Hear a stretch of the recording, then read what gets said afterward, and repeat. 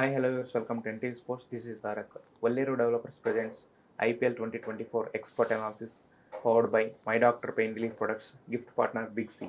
IPL 2024 అందరూ అనుకున్నట్టే ఒక గ్రాండ్ గాలాగా స్టార్ట్ అయింది సిఎస్కే వర్సెస్ ఆర్సీబీ మ్యాచ్ తోటి. అయితే ఈ రోజు మ్యాచ్ వచ్చేసి DC versus Kings 11 Punjab.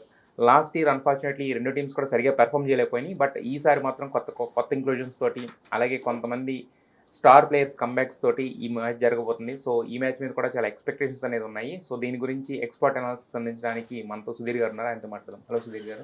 Hi Tarak, how are you? Yeah fine అండి. యాక్చువల్లీ నేను చూసాము ఐపీఎల్ 2024 సిఎస్కే వర్సెస్ ఆర్సీబీ అనేది చాలా గ్రాండ్గా స్టార్ట్ అయింది. ఈరోజు చూసుకుంటే కనుక Kings 11 Punjab versus DC Delhi Capitals. అయితే మనకి జనరల్ లాస్ట్ ఇయర్ ఏంటంటే ఈ రెండు టీమ్స్ కూడా టేబుల్ కింద నుంచి 1-2 స్థానాలు 3-4 స్థానాలు వెళ్ళడానికి యాక్చువల్గా కష్టపడాల్సి వచ్చింది. బట్ ఈసారి చూసుకుంటే కనుక ఇటు చాలా కాలంగా టీంకి అసలు క్రికెట్కే దూరంగా ఉన్న రిషబ్ పంత్ రీఎంట్రీ అనేది ఒకటి ఉంటే కనుక, ఇటు సైడు అంటే పంజాబ్లో ఒకటి జరిగిన రెండు ఇంక్లూజన్స్ ఏవైతే ఉన్నాయో అవి వీళ్ళ ఫేట్ మారుస్తుందా అనేది కూడా ఒక చిన్న ఇదిగా ఉంది కదా. సో దీని గురించి మాట్లాడాలంటే కనుక ఫస్ట్ ఢిల్లీ క్యాపిటల్స్ రిషబ్ పంత్ రీఎంట్రీని మనం ఎలా చూడాల్సి ఉంది? ఫస్ట్ ఆఫ్ ఆల్ మీరు అన్నట్టుగా అతని ఎంట్రీ అనేది చాలా ఎక్సైట్మెంట్ అండి. బికాస్ 2 years నుంచి రిషబ్ పంత్ అసలు యాక్చువల్గా అతనికి జరిగినటువంటి ఇన్సిడెంట్తో దూరం అయిపోయినాడు. So everybody is just waiting actually. All eyes will be on Rishabh Pant's comeback actually. And is coming back as a captain. So అతనికి ఆ క్లియరెన్స్ కూడా వచ్చేసింది, ఫిట్గా ఉన్నాడని చెప్పి.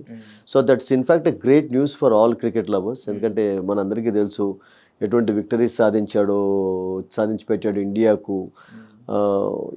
ఐపీఎల్లో మీరు అన్నట్టుగా అబ్సల్యూట్లీ ఢిల్లీ క్యాపిటల్స్ చాలా స్ట్రగుల్ అయ్యారు లాస్ట్ కపుల్ ఆఫ్ సీజన్స్లో. 5th, 9th పొజిషన్స్ అంటే I think it was very bad for them actually. That మంచి ప్లేయర్స్ ఉన్నప్పుడు. అండ్ సో అతని ఎంట్రీ అనేది ఫస్ట్ ఆఫ్ ఆల్ ఎలా ఉండబోతుంది అంటే, is going to come as a wicket keeper, captain బ్యాట్స్మెన్గా వస్తాడా, లేకుంటే ఫస్ట్ ఓన్లీ క్యాప్టెన్గా ఉండి ఓన్లీ బ్యాటింగే చేసి ఆ వికెట్ కీపింగ్ బాధ్యతలు ఎవరికైనా అప్పచెప్తాడా? That is also an interesting question. ఎందుకంటే స్టార్టింగ్లోనే వికెట్ కీపింగ్ తీసుకోవాలంటే కూడా అంత ఈజీ కాదు. Because wicket keeper needs lot of concentration. Wicket keeper యొక్క ఎనీ కీపర్ అంటే మీరు తీసుకున్నట్లయితే గోల్ కీపర్ల రోల్ ఎంత చక్కగా ఉన్నా అని దాన్ని గుర్తించరు, వికెట్ కీపర్ రోల్ గుర్తించరు. బట్ దానికి కావాల్సినటువంటి కాన్సన్ట్రేషన్ అంతా ఇంత కాదు. సో అలా వస్తాడా లేకుంటే చాలా మంది వాళ్ళ కీపర్స్ ఉన్నారు. ఇప్పుడు మన లాస్ట్ ఇయర్ ఒక ఎపిసోడ్లో తారక్ మీకు గుర్తుంటుంది, కుషా విషయం ఒక మాట్లాడేవారు. మనం అనేటువంటి జార్ఖండ్ ప్లేయర్, యంగ్స్టర్, వాళ్ళకి స్టబ్స్ కూడా ఉన్నాడు వాళ్ళకి వికెట్ కీపింగ్ చేయడానికి. సో ఒకవేళ కుషాగ్రాన్ తీసుకుంటే ఈ కెన్ బ్యాట్ ఆల్సో యాక్చువల్లీ. తీసుకున్నట్లయితే రిషబ్ పంత్కు కొంచెం రెస్ట్ అనేది ఉంటుంది. అండ్ బ్యాటింగ్ అనేది చాలా ఇంపార్టెంట్ వాళ్ళకు. Because Rishabh Pant is mainly known for his, ఎంత వికెట్ కీపర్గా ఫేమస్ అంతే బ్యాటర్గా కూడా అంత ఎబిలిటీ అతనికి ఉన్నటువంటి player. So all eyes first of all మీరు రిషబ్ పంత్ విషయంతో తీశారు కనుక I think will be on Rishabh Pant actually. Because his fans are eagerly awaiting actually. His got a huge fan following everywhere actually. So first I think let's hope that he will make a great come back in to cricket actually.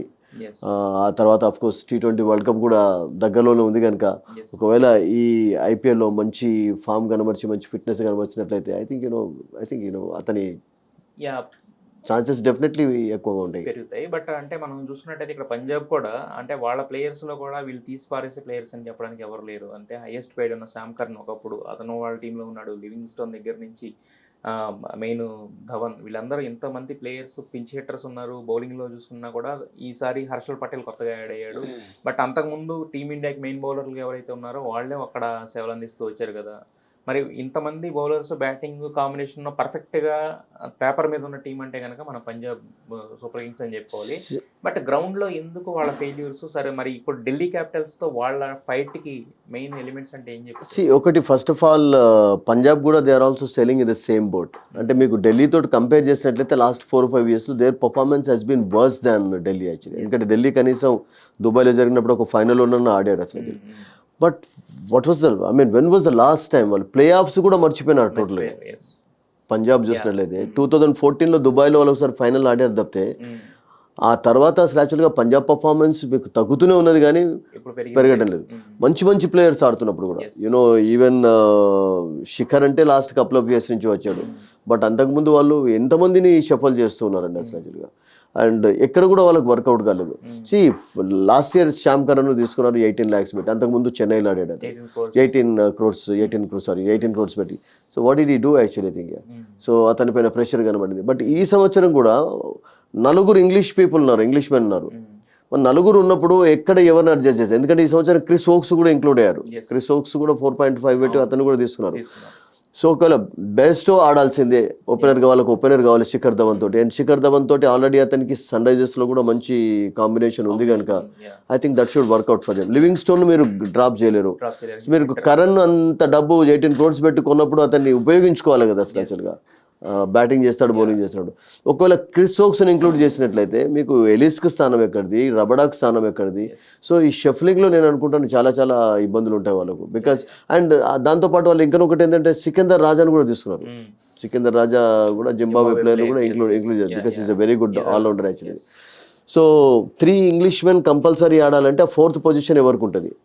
రబ్బడాన్ అయితే నేను అనుకుంటాను ఉండాల్సిందే, because he should be the key for them actually. అంటే ఇప్పుడు ఈ సంవత్సరం కొత్తగా వాళ్ళు అంటే మనం డొమెస్టిక్ ప్లేయర్స్ లో చూసుకున్నట్టయితే హర్షల్ పటేల్ కూడా ఇంక్లూడ్ చేస్తున్నారు. ఆ హర్షల్ పటేల్ కు మంచి రికార్డ్ ఉంది. అంటే రియల్ గా అంటే IPL లో తనకు ఒక మంచి రెప్యుటేషన్ ఉంది, లేదని కాదు. బ్యాటింగ్ చేయగలుగుతాడు, కీ టైమ్స్ లో వికెట్స్ తీస్తాడు, మెయిన్ బౌలర్ కదా, one of the main bowler. ఒకటి ఇక్కడ ఏంటంటే మనం ఇప్పుడు పంజాబ్ విషయం మాట్లాడేది, పంజాబ్ ఏంటంటే లాస్ట్ 4-5 years నుంచి వాళ్ళ పర్ఫార్మెన్స్ తగ్గుతుంది అసలు. ప్రతిసారి మీరు అన్నట్టుగా on paper they look stronger than any other seed. Attractive players ఉంటారు. బట్ ఈ సంవత్సరం లెట్స్ హోప్ దట్ అట్లీస్ట్ ఎందుకంటే టైటిల్ వాళ్ళను ఊరుస్తూనే ఉంది. ఢిల్లీని టైటిల్ ఊరుస్తూ ఉంది, పంజాబ్ ఉంటాయి. ఓన్లీ 1 final మాత్రమే ఉంది తప్ప ప్లే ఆఫ్స్ కూడా సరిగ్గా వాళ్ళు రెగ్యులర్గా వెళ్ళలేకపోతున్నారు. ప్రతిసారి కూడా 5th, 6th, 7th, 8th, 9th పొజిషన్లో అట్లు నిలవడం అనేది I think it's very bad sign for them. But ఈ సంవత్సరం అబ్సల్యూట్లీ దే షుడ్. ఎందుకంటే మరొకటి ఏంటంటే మీరు ఒకవేళ ప్లే ఆఫ్స్కి వెళ్ళినట్లయితే మరొక ఇంపార్టెంట్ క్వశ్చన్ ఏంటంటే will all English players be available అనేది కూడా క్వశ్చన్ మార్క్. ఎందుకంటే T20 వరల్డ్ కప్ వస్తుంది, పాకిస్తాన్తో వాళ్ళకు సిరీస్ ఉంది కనుక వాళ్ళు మొదలే చెప్పారు ఆ సిరీస్ కంటే ముందు వాళ్ళకు ఇంపార్టెంట్ మ్యాచెస్ ఆడడం ఇంపార్టెంట్ అని చెప్పి. సో ప్లే ఆఫ్కి వెళ్ళినట్లయితే వీళ్ళందరూ కూడా మిస్ అవుతారు. మీకు టోటల్గా ఇంగ్లీష్ స్ట్రెంత్ మిస్ అవుతుంది మ్యాక్సిమం అసలు. So that's going to trouble them also actually. So ఇవన్నీ కూడా వాళ్ళు లెక్కలో తీసుకోవాలి, దృష్టిలో పెట్టుకోవాలి. అంటే అందుకే ఇంతమంది ప్లేయర్స్ కూడా మీరు ఎక్స్ట్రా తీసుకో. బట్ మీకు most of them are English men. 4 మీకు ఇంగ్లీష్ వాళ్ళే ఉన్నారు అసలు యాక్చువల్గా. మీకు బ్యాటర్ ఎవరు ఉన్నారు చెప్పండి? ఒక సికందర్ రాజా మినాయించి మీకు ఎవరు కూడా మీకు బ్యాటర్ ఉండరు. మీరు you have to depend on more local talent actually. So that will affect them also. అంటే మనం ప్లే ఆఫ్స్ విషయం మాట్లాడుతున్నాం కనుక wicket keeper you can bat. But Jitesh శర్మను మీరు ఒక లివింగ్ స్టోన్ తోటి ఆర్ లేకుంటే బేస్టో తోటి కంపేర్ చేయలేం. Best are also can keep the wickets. వాళ్ళకు కావాల్సిందని వికెట్ కీపర్ అతను కూడా చేయలేస్తాడు, బికాస్ అతనికి కూడా వికెట్ కీపర్ బ్యాటరే కదా అతను.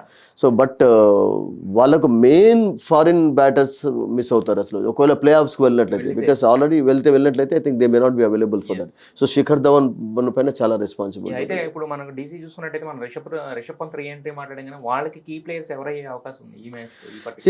వాళ్ళు కూడా ఫస్ట్ ఆఫ్ ఆల్ హ్యారీ బ్రూక్ను మిస్ అవుతారు. బికాస్ హ్యారీ బ్రూక్ ఇంగ్లాండ్ తో జరిగిన సిరీస్లో కూడా ఆడలేదు ఇండియాలో because of his grandmother's death కారణంగా. తర్వాత IPL కూడా దూరం అయిపోయాడు టోటల్గా. సో అతని ప్లేస్లో వాళ్ళు ఏం చేశారంటే ఇప్పుడు ఒక ఆస్ట్రేలియన్ యంగ్స్టర్ జేసర్ మెగ్గర్ తీసుకున్నారు. అంటే ఆల్రౌండర్ అతను. రీసెంట్గా అతను ఒక సెంచరీ కూడా సాధించాడు, డివిలియర్స్ రికార్డును బ్రేక్ చేశాడు. డివిలియర్స్ 30 balls అయితే 29 balls సెంచరీ కొట్టి ఐఎమ్ రెడీ ఫర్ ఫ్యూచర్ అని చెప్పి నిరూపిస్తున్నాడు. ఆల్రెడీ ఆస్ట్రేలియా టీంలో కూడా ఎంట్రీ ఇచ్చాడు. వెస్టిండీస్తో ఒక 1 day మ్యాచ్ ఆడాడు, T20 మ్యాచ్ ఆడాడు. బట్ అతన్ని తీసుకున్నారు పర్వాలేదు కానీ బట్ మీకు స్థానం ఏది అసలు యాక్చువల్గా? ఇప్పుడు ఎంగిడి కూడా వాళ్ళకి లేకుండా అయిపోయినాడు. వాళ్ళకి మెయిన్గా కావాల్సింది ఏంటంటే నిన్న చూడండి, ఇప్పుడు నిన్న ఒకటి తారక్ బెంగళూరు ఓడిపోవడానికి మెయిన్ కారణం ఏంటంటే బౌలింగ్. వాళ్ళకి ఫస్ట్ నుంచి ఉన్న ట్రబుల్ అది మళ్ళీ అది కూడా పోయింది. ఇప్పుడు చూడండి ఢిల్లీకి రబడా ఉన్నప్పుడు రబడా కొన్ని చక్కగా స్పెల్స్ వేసేవారు. అండ్ నోకియా అండ్ రబడా కాంబినేషన్ వర్కౌట్ అయ్యేది. అండ్ నోకియా కూడా స్టార్టింగ్ నుంచి అవైలబుల్గా ఉండేటట్టు లేడు వాళ్ళకు. మీకు లోకల్ బౌలింగ్ స్ట్రెంత్లో వాళ్ళు ఖలీద్ అహ్మద్ ఉన్నాడు, ఈశాంత్ శర్మ ఉన్నాడు, బట్ అంత పెద్ద ఎఫెక్టివ్ కనబడలేదు. స్పిన్ డిపార్ట్మెంట్లో మీకు కుల్దీప్ యాదవ్ అండ్ అక్షర్ పటేల్ ఒకళ్ళు కనబడుతున్నారు తప్పితే Lalit Yadav is not a regular bowler actually, ఈ bats and bowls actually.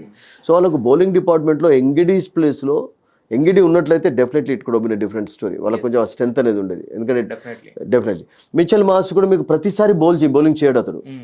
Is more into batting కానీ బ్యాటింగ్ వార్నర్ బ్యాట్స్మెన్ అనే వాళ్ళకు. సో వాళ్ళకు బౌలింగ్ ఏది అనేది ఒక సమస్య వచ్చిపోయింది.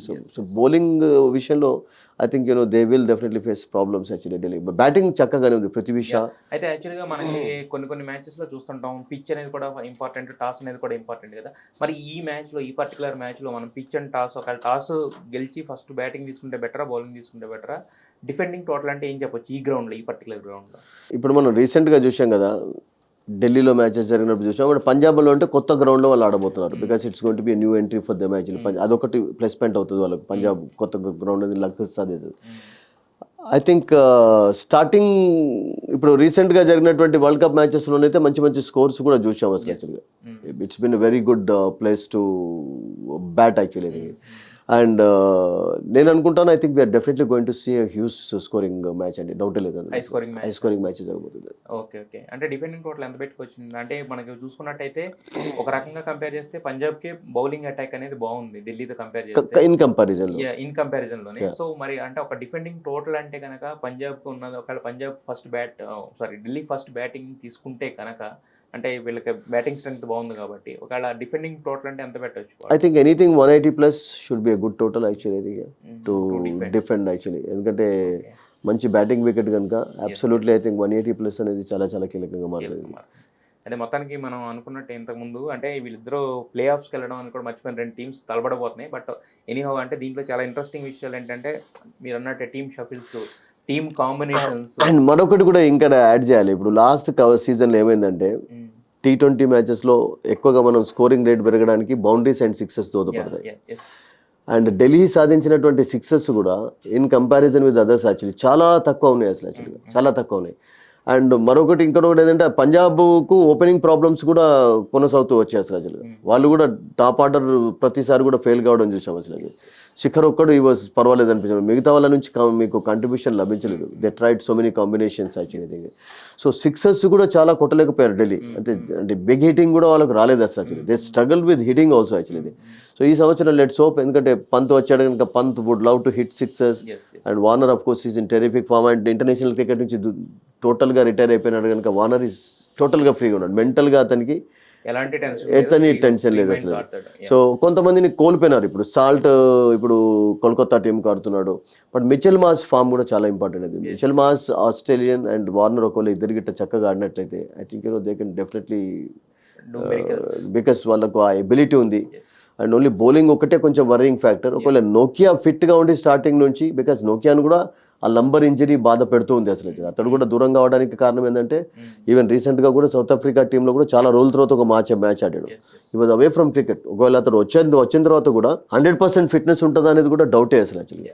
So I think this is definitely going to be a worrying factor. ఎందుకంటే ఎంగిడీని ఎప్పుడైతే వాళ్ళు కోల్పోయినారో, బ్రూక్ లేకున్నా కానీ పర్వాలేదు, వార్నర్ మీకు మేనేజ్ చేయగలుగుతాడు, మీకు మిచెల్ మ్యాచ్ మేనేజ్ అవుతాడు. బట్ స్టబ్స్ కూడా ఉన్నాడు. బట్ ప్రాబ్లం ఏంటంటే వాళ్ళకు ద బౌలింగ్లోనే వాళ్ళకు ఒక పెద్ద సమస్య ఏర్పడింది.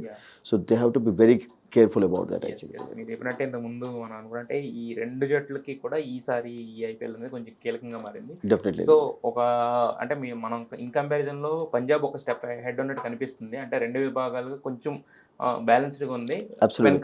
Only because of their bowling. So చూద్దాం మరి ఈ రోజు మ్యాచ్ ఎవరు గెలుస్తారు ఏంటనేది చూద్దాం సుధీర్కి.